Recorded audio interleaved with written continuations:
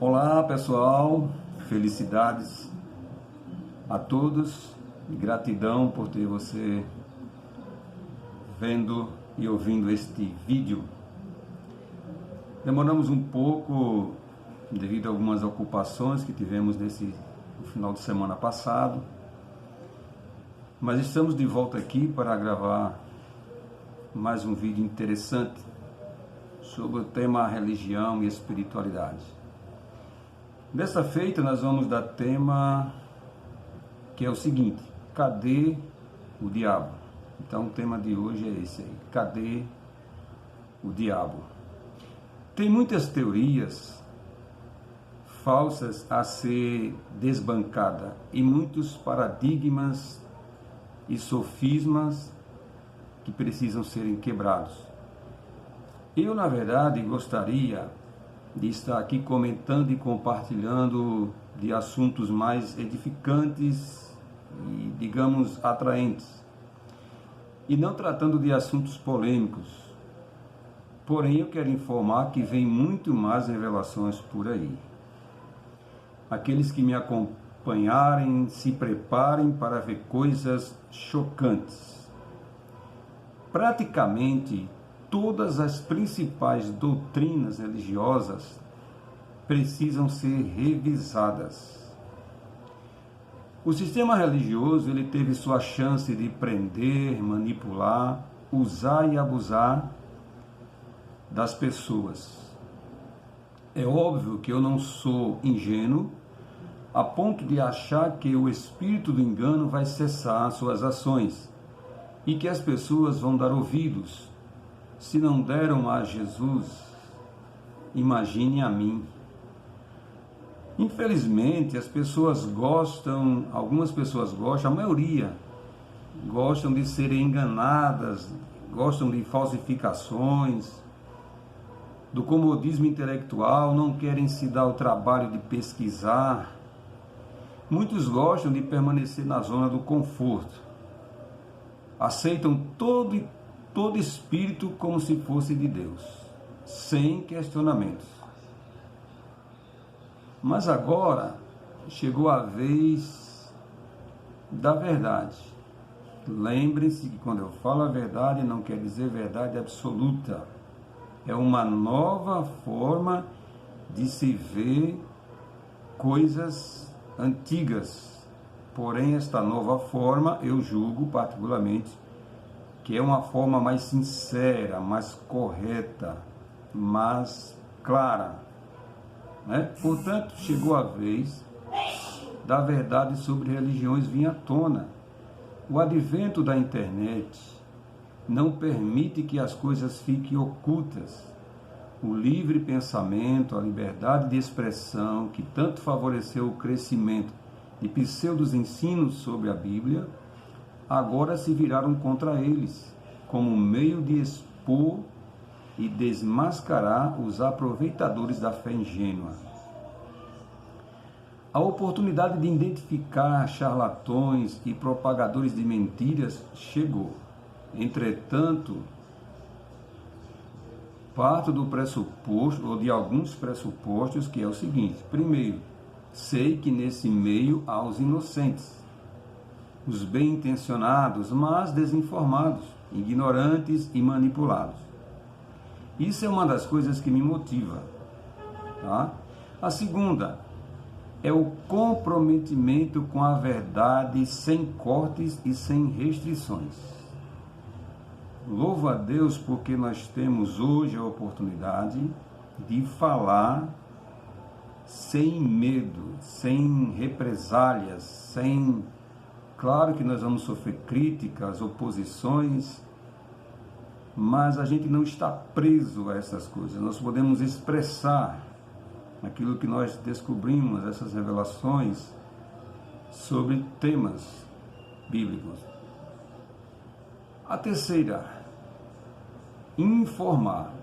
Há cristãos que nem sabem quem criou a Bíblia, como ela foi formada, como chegou até nós, quem aprovou os principais dogmas, ou mesmo alguns nem sabem o que é um dogma.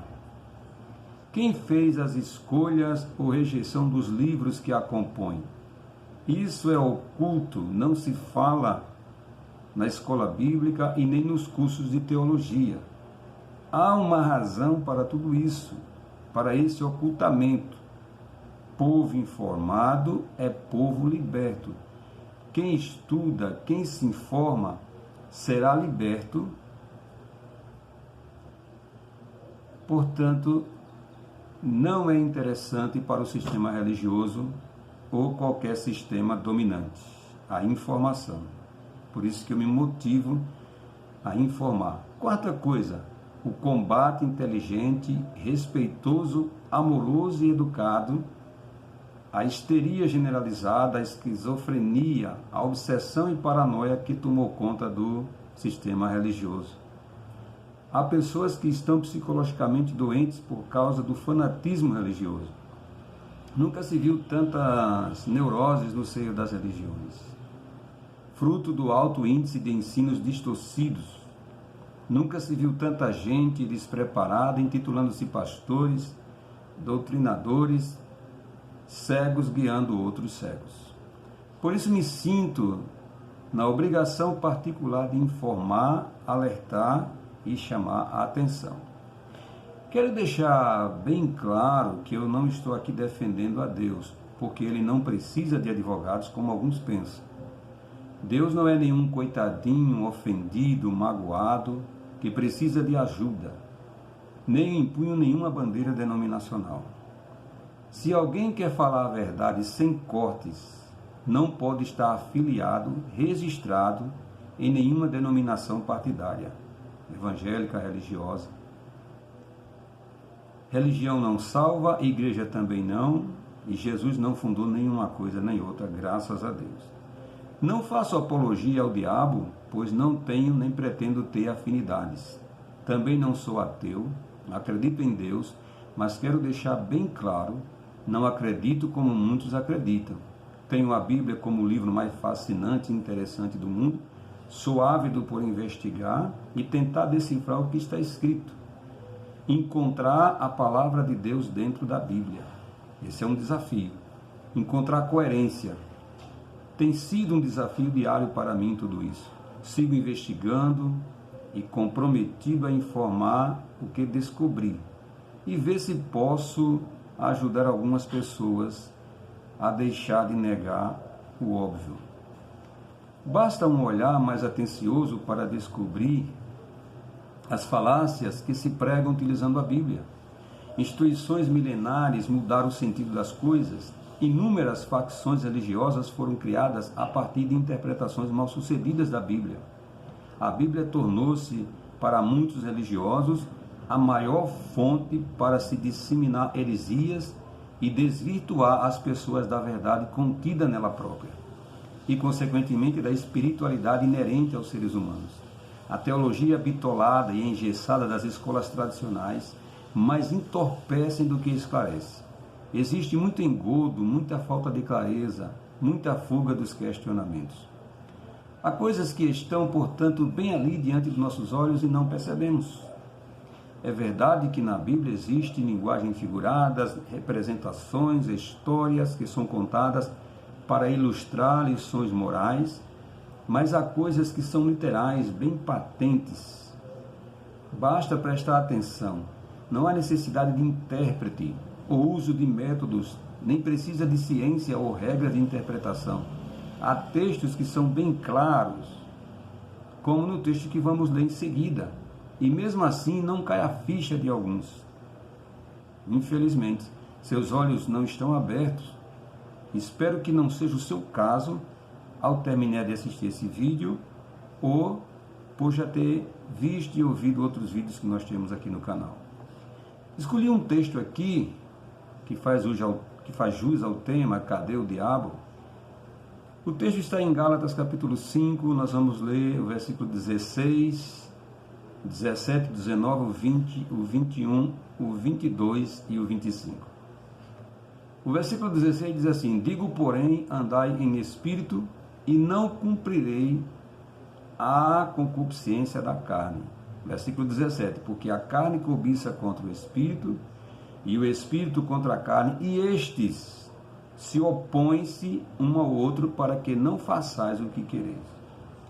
Então, logo de início aqui no versículo 17, nós percebemos que existe uma oposição e também que existe aqui duas naturezas, uma natureza espiritual e uma natureza carnal, como eu já tenho falado nos outros vídeos, e elas são opostas uma à outra. A natureza espiritual é a natureza divina, a natureza de Deus, e a natureza carnal é a natureza humana, a natureza do ser humano. Portanto, a natureza espiritual que é de Deus é uma coisa, e a natureza carnal que é do homem é outra coisa.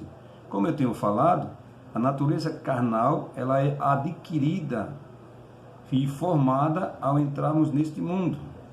A natureza espiritual ela é inerente a todo ser humano. Nós já trazemos com ela, todo ser humano traz consigo a natureza espiritual. Portanto, o ser humano vai se afastando dessa natureza espiritual inerente no decorrer da sua vida neste mundo. O meio vai favorecendo com que ele se afaste da sua essência e adquira uma segunda natureza, que é a natureza carnal. Versículo 18, portanto, o pior inimigo do homem é a carne e a sua natureza humana. Versículo 19, porque as obras da carne, ou seja, aquilo que ela produz, a obra da natureza carnal, são manifestas, as quais são adultério, fornicação, impureza, lascívia, versículo 20, idolatria, feitiçaria, inimizades, porfias, emulações, iras, pelejas, dissensões, heresias. Heresias é uma obra da carne. Versículo 21, invejas, homicídios, bebedices, glutonarias e coisas semelhantes a estas, acerca das quais vos declaro, como já antes vos disse, que os que cometem tais coisas não herdarão o reino de Deus. Nesses versículos que nós lemos, eu quero chamar a atenção para 4 palavras que são classificadas como obra da carne: adultério, idolatria, feitiçaria e homicídios. Sabe por que eu destaquei essas 4 palavras? Porque é comum se ouvir nos púlpitos das igrejas se pregarem que adultério é obra do demônio, como qualquer pecado sexual, fornicação, impureza, lascívia. Alguns pastores e pregadores dizem que é obra do demônio. Inclusive, eles até batizaram esse demônio com o nome de pombagira, né? Ou seja, alguém batizou e eles aceitaram, né? Então, assim, se não foi alguns pregadores evangélicos que batizaram de pombagira o demônio dos crimes sexuais, da lascívia, da impureza, da fornicação, então eles aceitaram o batismo de outra pessoa. Ninguém sabe como se originou. A Bíblia não fala que essas coisas é demônio ou é diabo, diz que é obra da carne. Mas alguém inventou, alguém criou essa história de que o demônio da pombagira age nos pecados sexuais, e se não foi os pastores evangélicos, eles aceitaram isso de outras pessoas. Então, idolatria. Os pastores pregam muito contra a idolatria, dizendo que é do demônio. Desde cedo que eu ouço isso, já preguei, quando eu não conhecia, preguei várias vezes que idolatria era coisa do demônio, coisa do diabo, mas a Bíblia que desmente essa teoria, dizendo que idolatria é obra da carne. Feitiçaria, né? É comum aí os pastores fazerem até sessão de descarrego, e expulsar demônio nas igrejas, enfim, acreditando que feitiçaria é obra do demônio, mas a Bíblia fala aqui que feitiçaria é obra da carne, é fruto da mente do ser humano, né? Da engenhosidade da mente humana, tá bom? Claro, sua sede está na natureza carnal, na natureza humana. E homicídios, né? Como nós temos um vídeo aí no canal que fala que não foi o diabo que veio roubar, matar e destruir, mas o homicídio ele está incluso na obra da carne. Portanto, também, nenhuma dessas coisas, nem adultério, nem idolatria, nem feitiçaria, nem homicídios, a Bíblia classifica como obra de demônios ou do diabo, mas sim como obra da carne. Por isso aí o tema, cadê o diabo? Aqui no texto ele não aparece, porque Paulo, né, está atribuindo aqui essas obras à carne, à natureza carnal, à natureza humana. Agora, o versículo 22, mas o fruto do Espírito é. Portanto, quem é o Espírito? O Espírito é Deus. E o que é que ele produz? Porque a própria Bíblia diz que Deus é Espírito. E a natureza espiritual, que é a natureza de Deus, que é a natureza divina, que é a nossa primeira natureza, que está intrinsecamente em nós, ela produz o quê? Amor, gozo, paz, longanimidade, benignidade, bondade, fé, mansidão e temperança. Se vivemos em Espírito, andemos também em Espírito. O convite do apóstolo aqui é andar na natureza divina, andar na nossa primeira natureza, que nós trazemos ela conosco quando a gente adentra no nosso corpo físico. Então essa natureza, como eu disse, ela é esquecida por nos envolvermos com as coisas deste mundo. A gente adquire uma natureza carnal, influenciado pelo meio e sucessivamente, e a gente esquece da nossa natureza divina. E Paulo aqui está resgatando, meio que resgatando, é o nosso trabalho que a gente tem feito sempre, resgatar a natureza divina dentro do ser humano, lembrar a ele que ele tem uma essência espiritual e que ele expressa essa essência, como Jesus fez, porque Jesus expressa a imagem de Deus, ou seja, ele viveu totalmente na sua natureza divina, mesmo estando na natureza humana. Isso é possível, você ter duas naturezas e viver na natureza primordial, a essencial, que é a natureza divina, a natureza de Deus. É o que Paulo diz aqui, né? Que a gente ande em espírito, ou seja, que a gente ande na nossa primeira natureza, na natureza divina, a natureza de Deus, que está dentro de nós. Como ele diz aqui, se vivemos em espírito, andemos também em espírito.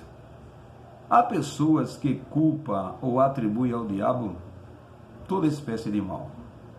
Há pessoas que também atribuem a Deus as obras da carne. Por exemplo, tem pessoas que atribuem a Deus a ira. E a ira é uma obra da carne. Ela não faz parte da natureza divina. Ela não faz parte da natureza espiritual. E Deus é espírito. O espírito não produz a ira intencionalmente, essencialmente. É impossível ele produzir isso. Quem produz é a carne. E Deus não é carne. Deus não é homem. Deus não expressa a natureza humana. Ele expressa a natureza espiritual. E ele quer expressar isso por meio de nós. Então ele, essencialmente, produz o que a Bíblia diz aqui, ó. Ele produz amor, gozo, paz, longanimidade, bondade, fé, mansidão, temperança. Ele é o oposto da natureza carnal. Tiago disse que uma mesma fonte não pode produzir água doce e água salgada. Aos que atribuem ao diabo toda espécie de mal praticado, consequentemente e por extensão, estão isentando o ser humano de suas responsabilidades. Olha onde isso vai dar. Mas o que a Bíblia diz nesse texto? Será mesmo o diabo responsável pela má condutas e crimes? Claro que não. A Bíblia provou aqui. Então por que será, se fosse o homem, se fosse o diabo, aliás, que praticasse todo o mal, por que será, ou por que seria que Deus condenaria os seres humanos? Seria uma coisa meio injusta, condenar os seres humanos por uma coisa que eles não fizeram. Eles alugaram o corpo para um outro ser trabalhar nesse corpo. Se eles não são responsáveis direto pelos seus atos pecaminosos, não havia motivo para a condenação. Deus iria isentar nós, nos isentar e dizer, não, vocês praticaram mal, mas vocês não estavam em vocês. Foi um outro ser, portanto vocês estão isentos. Eu vou jogar tudo que vocês fizeram nas costas desse ser que praticou a maldade por meio de vocês. Mas, segundo a Bíblia, cada um de nós aqui vai ser julgado. E as consequências que nós sofremos pelos nossos atos aqui neste mundo, nós sofremos nós próprios. Uma pessoa matou alguém, o juiz não vai procurar o diabo para isentar o assassino. Ele vai colocar o assassino na cadeia para cumprir a pena pelo seu crime. O sentido e o significado da palavra carne, nós estamos falando da obra da carne. O sentido e o significado da palavra carne, ela vem do grego sarx. O sentido é amplo, eu vou sintetizar aqui. Cada vez que essa palavra carne aparecer na Bíblia, ela tem um contexto diferenciado e, consequentemente, um sentido diferenciado. É bom analisar, usar esta regra, o contexto em que a palavra carne aparece. Às vezes ela aparece como alimento, a palavra carne às vezes aparece como alimento, ou por extensão aquilo que faz oposição ao espírito, e consequentemente natureza humana, ser humano com sua paixão, oposta do espírito, aparece como metáfora do corpo de Cristo, união entre marido e mulher, que a Bíblia diz que serão os dois uma só carne, geração natural, descendência, também indica fraqueza, fragilidade, imperfeição e propensão ao pecado. Natureza carnal, sede dos desejos carnais. Então, ela aparece com todos esses significados na Bíblia, mas em nenhuma vez faz referência direta ou indireta como sendo o diabo e o Satanás.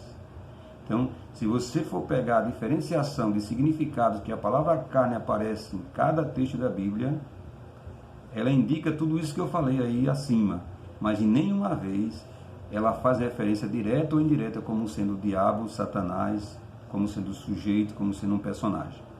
Nesse texto especificamente, ela aparece como oposição ao espírito e sede de pecados, contrariando a natureza espiritual, e é o lugar onde se projeta e surge toda a má obra, na natureza carnal. Jesus falou sobre isso de outra forma. Em Mateus 15:19, ele diz assim: porque do coração é que procedem os maus intentos, homicídios, adultérios, imoralidades, roubos, falsos testemunhos, calúnias e blasfêmia. Portanto, não é de um ser ou personagem à parte. A sede é o coração, a natureza humana, pecaminosa, o mau coração. Jesus falou em Lucas 5,45, o homem bom tira coisas boas do bom tesouro que está em seu coração, e o homem mau tira coisas más do mal que está em seu coração. Onde é que está o mal? No coração da pessoa. E a sede do mal é o coração, é a natureza pecaminosa. Não tem nada a ver com o diabo. Onde é que está o mal? Já expliquei para vocês. De onde é que se procede? Jesus explicou. De onde é que ele vem? Como é que ele surge? Está na natureza humana. Eis aí a Bíblia desbancando a teoria de que o diabo, personagem, sujeito, seja responsável direto ou indireto por todas as más obras. Isso está desbancado aqui. Como também mostra a natureza e a essência de Deus oposta ao do ser humano carnal. Isso fica bem óbvio. Portanto, a natureza de Deus é o que ele é capaz de produzir essencialmente. É bom a gente saber fazer essa diferença. Isso nos ajuda muito. E a natureza humana também. Cada uma produz o que lhe é próprio e peculiar. Isso nos leva a concluir que não podemos apontar o diabo, Satanás, como responsável pelas más obras, nem Deus, mas sim o aspecto inerente da natureza. Nós temos duas naturezas e atuamos nelas o tempo todo. Ora estamos atuando pela natureza divina, ora estamos pela carnal. Esse processo, para alguns, acontece inconscientemente. O apelo de Paulo é para que andemos segundo a nossa primeira natureza espiritual. Ele diz andar em espírito. Obviamente, deixando de cumprir as obras da natureza adquirida, a segunda natureza, que é a carnal e a humana.